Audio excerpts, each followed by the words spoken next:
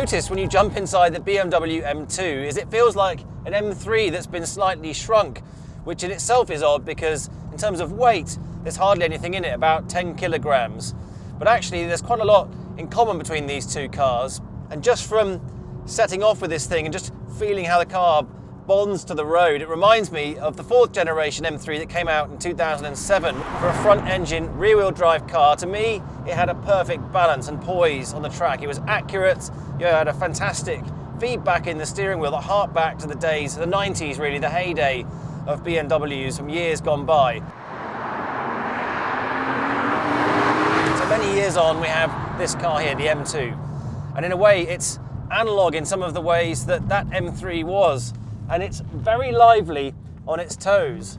The rear wheel drive really feels sporty on this car. It's got a light rear axle. I'm not saying it feels out of shape, but it's very, very eager to please. And you feel an instant response on the power. It's giving you loads of feedback. So when you do start to be a bit playful, you get plenty of warnings before it bites your hand off.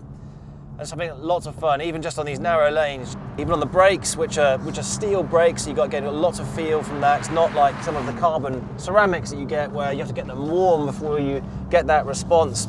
Same thing on the power.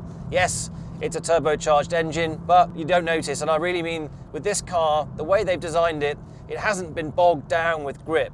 I'm not saying it's loose, but it hasn't been bogged down. And that means when you put your foot down, you do get a response at the rear axle in the way that you'd expect it to.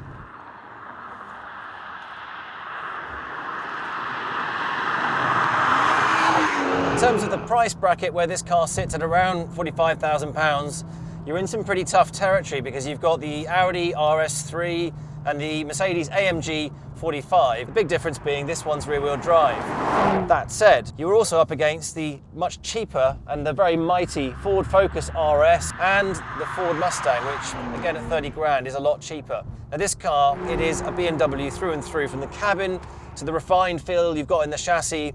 Those brakes, you've got that BMW value inside the M2, and then really I think you've got a choice on the brand. Do you want to go Ford or BMW? That is going to be a personal decision, and I'm not going to tell you which one.